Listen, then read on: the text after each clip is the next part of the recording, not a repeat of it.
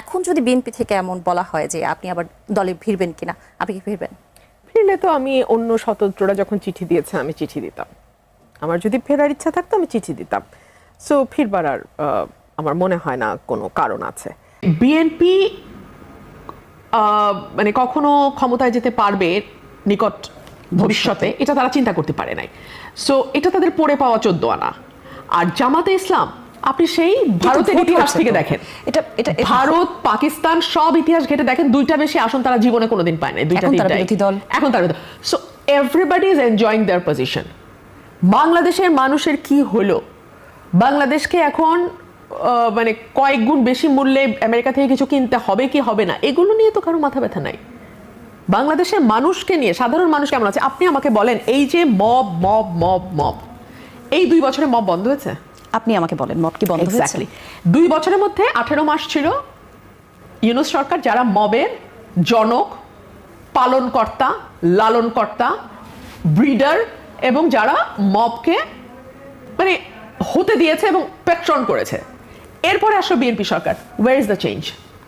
আমরা দেখলাম যে সাবেক উপদেষ্টা মাহফুজ আলম বলেছেন মব জারি রাখতে হবে, নইলে পরে যার যার পিঠের চামড়া থাকবে না। এটা আসলে কোন জায়গা থেকে বলেছেন ধারণা করতে পারেন কিনা? কিনা? মাহফুজ আলম এটা বলতে পারেন, আমি জানি না। তবে হ্যাঁ, 18 মাসের কথা আমি বলি। 18 মাসের ওই সময়টা ইউনূস সরকারের সময় তাদের তো কোনো দল ছিল না, কিন্তু তাদের ক্ষমতার আকাঙ্ক্ষা ছিল। তাদের কোনো ভোট চাওয়ার মতন 300 এমপি হওয়ার মতন পার্টি ছিল না, তা নির্দলীয়, কিন্তু তাদের 5 বছর রান করার ইচ্ছা ছিল। সো বিভিন্ন সময় বিভিন্ন ইস্যুকে সামনে এনে একটা অরাজকতা তৈরি করা, যেটা তারা করতে চাইছে কিন্তু করতে পারবে না, ভাবছে প্রেশার আসবে, তখন মব লেলিয়ে দেওয়া, এই কাজগুলো তারা করেছে। আর বিএনপিকে আমার কাছে মনে হয় ননশালেন্ট। ওরা আসলে মানে ওরা বুঝতেই পারছে না যে ওরা আসলে এতদিন মারধর খাওয়ার পর ক্ষমতায় গেছে তো, এবং খুব যে একটা মানে তাদের কোনো বিরাট কন্ট্রিবিউশন হয়েছে বা তারা একটা খুব সহি পথে আন্দোলন করে ক্ষমতায় যেতে পেরেছে, ব্যাপারটা তেমনও না। সো তাদের কাছে এটা একটা মানে পড়ে পাওয়া 14 আনার মতন। প্রতিদিন ঘুম থেকে উঠে এক একজন চিন্তা করে, আরে আমি তো মন্ত্রী, আরে আমি তো প্রধানমন্ত্রী, আরে কি সে থেকে কি হয়ে গেল, কোথা থেকে কি হয়ে গেল, জুম মিটিং থেকে এখন সরকার প্রধান। সো এই যে একটা এটার সাথে অ্যাডজাস্টেড হওয়া, এই ওয়েদারের সাথে অ্যাডজাস্টেড হওয়া, মানে weather means the political weather. হ্যাঁ, দীর্ঘ সময় হতাশার মধ্যে থাকার পর যখন অ্যাব্রাপ্টলি সব বদলায় যায়, আপনি যদি এখন সকাল উঠে থাকেন আপনি বেহেশতে, আপনি তো আসলে বেহেশতের সাথে অ্যাডজাস্ট হতে আপনার টাইম লাগবে অনেক। সো বাংলাদেশের রাজনীতি এমন যেখানে সরকারি যে থাকে সে বেহেশতে থাকে, সেই বেহেশতে থাকে। সো সেই কারণে একেবারে টপ থেকে শুরু করে আমাদের ওয়ার্ড নেতা পর্যন্ত এক একজনের মানে এখনো মানে ঘুম থেকেই তারা জাগতে পারে নাই যে তারা যে মানে কি বলবো, মানে পাওয়ার কামস উইথ রেসপন্সিবিলিটি, এইটা তাদের বুঝবার বা এটা ধারণ করবার মতন অবস্থাতেই তারা নাই। আপনি তো আসলে লম্বা সময় বিএনপিতে ছিলেন, আপনি একাই বলা চলে সংসদে বিএনপি স্পোক পারসন হিসেবে লম্বা সময় কথা বলে যাচ্ছেন, তার প্রমাণ গণমাধ্যম থেকে শুরু করে ইন্টারনেট, সোশ্যাল মিডিয়া সব জায়গাতে আছে। আপনি যদি বিএনপি থেকে বের না হতেন তখনও কি আপনি এভাবে সরব থাকতেন, এই কথাগুলো বলতেন? হ্যাঁ বলতাম। এই প্রশ্ন আমি আমার নিজেকে অনেকবার করেছি, এবং আমি তো কনফিডেন্টলি কেন আপনাকে বলছি জানেন? আপনি আমার 18 মাসের ফুটেজ দেখেন, আমি তো তখন বিএনপিতে, মানে ইউনূসের সময়কার ফুটেজ দেখেন, বিএনপির চাঁদাবাজি নিয়ে আমি সবচেয়ে সোচ্চার ছিলাম আমি, কারণ ওই সময় তো বিএনপি গভর্নমেন্টে নাই। সো আমি তো গ্যাস সংকটের জন্য বিএনপির সমালোচনা করতে পারবো না, বিদ্যুতের ক্রাইসিসের জন্য বিএনপিকে ধরতে পারবো না। আমি কি বলেছি? বিএনপির চাঁদাবাজি নিয়ে বলছি। আমি বলেছি যে এটা যদি আপনারা কন্ট্রোল করতে না পারেন, আপনাকে ভোটের মাঠে এটা প্রাইস পে করতে হবে।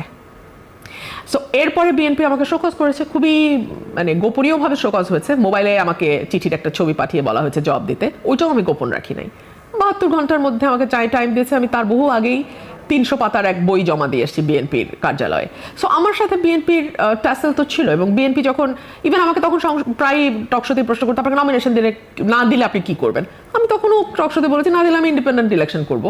এগুলো কিন্তু একটা দলে থেকে সাধারণত কেউ বলে না, বলে পায়ে ধরবো, কাঁদবো, কাফনের কাপড় পরবো, অনেক নাকা উত্তর দেয়। আমি এগুলো করিনি, আমি কেন স্ট্রেট বলেছি আমি ইলেকশন করবো, আমি একটা ভোট পেলে একটা ভোট পাবো, আমি ইলেকশন করবো। কারণ আমি তো আমার কনস্টিটিউয়েন্সিতে 10 বছর পরিশ্রম করেছি। এক একজন যখন আওয়ামী লীগের সঙ্গে লোকাল লেভেলে হাত মিলিয়ে চলেছে, ব্যবসা করেছে, নিজেদের দোকানপাট ব্যবসা সব বজায় রেখে চলেছে, আমি তো তখন আমার প্রফেশন বিসর্জন দিয়ে আমি কাজ করেছি। সো মানুষ, আমি দেখতে চাই মানুষ মনে রাখে কিনা, মানুষ মনে রেখেছে। অর্থাৎ রাজনৈতিক ব্যক্তিত্ব হোক অথবা সাধারণ মানুষের সঙ্গে রাজনৈতিক ব্যক্তিদের যে সম্পর্ক, সেই সম্পর্কের হিসাব সাধারণ মানুষ করে সব সময়। আমি অন্তত এখন পর্যন্ত তাই দেখেছি। থাকুন আমাদের সঙ্গে, একটা বিরতি নিয়ে আবার আলোচনায় ফিরতে চাই। দর্শক, নতুন বাংলাদেশ দেখছেন, আমাদের সঙ্গে ব্যারিস্টার রুমিন ফারহানা আছেন, কথা বলবো আরো বিরতির পর। দেখছেন নতুন বাংলাদেশ। দর্শক, আরও একবার আমন্ত্রণ যারা এখন যুক্ত হয়েছেন। আজকে আমাদের অতিথি ব্যারিস্টার রুমিন ফারহানা, সংসদ সদস্য। কথা বলছিলাম আমরা তার সঙ্গে। আলাপের বিষয়ে আসলে সমসাময়িক রাজনীতি, বিভিন্ন বিষয় নিয়ে কথা বলতে চাই ব্যারিস্টার রুমিন ফারহানা। আমরা কথা বলতে চাই তরুণ রাজনৈতিক দল এনসিপির পুরো বিষয়ে। এখন আসলে কথার এক ধরনের রাজনীতি আমরা চলছি, পুরো রাজনীতির মাঠ উত্তপ্ত। কারা বড় কারা ছোট, কি শালীন কি অশালীন, রাজনীতিতে বক্তৃতা কথার এগুলোর শালীনতা আদৌ কিছু আছে কিনা? আমি 24-এর আগে বা 5ই অগস্টের আগে যখন দেয়াল লিখনগুলো দেখেছি, বলতে বাধা নেই, মুগ্ধ হয়েছি। যে একটা খুব চমৎকার লাইন ছিল নজরুলের, যে ধর্মের সঙ্গে রাজনীতিকে মিলায়ও না। শেষমেশ কি তোমরা রাধাচূড়াকে কি জানি একটা সেলিম চূড়া না এরকম একটা কিছু ডাকবা, ফাতেমা চূড়া ডাকবা। এত সুন্দর কথাটা। আর যখন 5ই অগস্ট হয়ে গেল, অভ্যুত্থান হয়ে গেল, তারপর আমরা রাজনীতির মিছিলে যে ভাষা দেখলাম, কারো বাড়ির সামনে প্রতিবাদ করবার নামে মব করে তখন যেই ভাষা শুনলাম, এবং রাজনীতিতে হিরো হিসেবে চালিয়ে দেবার একটা চেষ্টা কোনো কোনো ব্যক্তিকে করা হয়েছে, যারা বিখ্যাতই হয়েছেন তাদের অশ্রাব্য অশালীনতম ভাষার জন্য। এই ভাষা রাজনীতি আপনি সরিয়ে রাখেন। আপনি কি এই ভাষা কোনো নাটকের সংলাপ হিসেবে দিতে পারবেন? মানে এমন একটি নাটক, যে নাটকটি গণমাধ্যমে প্রচারিত হবে এবং সেখানে পরিবার সহ সবাই দেখবে নাটকটি, আপনি যদি একটা নাটকের ভাষা হিসেবেও চিন্তা করেন। সংস্কৃতি, নাটক, এগুলোও কি মানুষ এখন কতটা চায়, সেটাও কিন্তু একটা প্রশ্ন এসে দাঁড়িয়েছে। এটা একটা বড় প্রশ্ন, আমি সেই জায়গায় আসবো। এটা খুব গুরুত্বপূর্ণ প্রশ্ন, আমি সেটা আলাদাভাবে অ্যাড্রেস করব। কিন্তু আপনি যেহেতু রাজনীতির ভাষা বলছেন, রাজনীতির মতন একটা বিষয় যেখানে একই সঙ্গে আপনার মেধা, আপনার শিক্ষা, আপনার পারিবারিক শিক্ষা, আপনার মানে একটা সার্বিক আদর্শ হয়ে উঠবার যে একটা বিষয় জড়িত, ওতপ্রোতভাবে জড়িত, সেরকম একটা ক্ষেত্রে যে মিছিলে এই ভাষা ব্যবহার করা যায়, স্লোগানে এই নোংরা গালি দেয়া যায়, কিংবা পরস্পরকে আক্রমণের সময় এত খারাপ ভাষা ব্যবহার করা যায়, এটা পৃথিবীর কোথাও হয়নি। বিশ্বাস করেন, কোথাও হয়নি। এগুলো হয়তো মানে যেই জায়গাগুলো আসলে কোনো ভদ্র মানুষের সেখানে আসা যাওয়া হয় না। হ্যাঁ, গালাগালি বিদেশেও হয়, বলবে অনেকে যে বিদেশেও তো গালাগালি হয়। কখন হয়? রাতের বেলা যখন পাবগুলোতে মারামারি হয়, তখন এক মাতাল আরেক মাতালকে গাড়ি দেয়, এবং তাদের দুই মাতালকে ধরে যখন বাউন্সার বাইরে ফেলে দেয়, তখন হয়তো লাস্টে একটা গালি দিয়ে ফেলে দেয়। কিন্তু এগুলো আসলে মানে একটা ফর্মাল জায়গায়, কখনো সভ্য সমাজে মানে এগুলো হয় না, কিন্তু হয়েছে। এখন আপনি যে প্রশ্ন করলেন, নাটক, সিনেমা, গান, নাচ, আমি হতাশ হয়ে গিয়েছিলাম গত 1.5 বছরে, মানে ইউনুস আমলে, যখন আমি দেখেছি মঞ্চ নাটক বন্ধ হয়ে যাচ্ছে, যখন আমি দেখেছি গানের আসর বন্ধ হয়ে যাচ্ছে, যখন আমি দেখেছি মাজার ভাঙা হয়েছে, যখন আমি দেখেছি যে আপনার মেয়েদের ফুটবল খেলা অশালীনতার নামে বন্ধ করা হয়েছে, যখন আমি দেখেছি যে বিভিন্ন জায়গায় প্রেক্ষাগৃহগুলোতে মানুষ ভয় পাচ্ছে, সিনেমা দেখতে যেতে ভয় পাচ্ছে, তখন আমিও ভয় পেয়েছি যে আমরা আসলে কোন বাংলাদেশ দিকে যাচ্ছি। এরপরে গত 6 মাসে সরকার আসবার পরে প্রত্যেক আশা করেছিল অবস্থার পরিবর্তন হবে।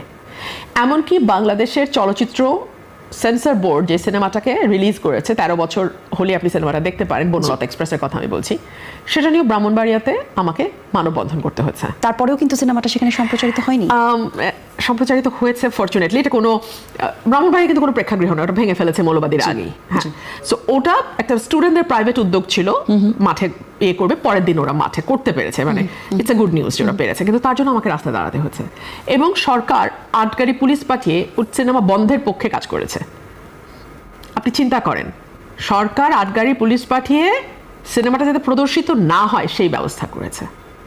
এরপরে আপনি আসেন মেয়েদের উপর মরাল পুলিশিং, কিছুটা হয়তো কমেছে, কিন্তু কতটা কমেছে? আমি বললাম না যে মানুষের আওয়াজ শোনা কিন্তু এখন খুব কঠিন কিছু না। আপনি ফেসবুকে গেলে মানুষের আওয়াজ পাবেন। সাধারণ মানুষ বলছে যে, ধরেন যে সিএনজি ড্রাইভার বলছে, আমি রাত 2টা 3টার সময় ট্রিপ মেরে বাসায় ফিরতাম, কোনোদিন ভয় লাগে নাই। এখন তো যাত্রী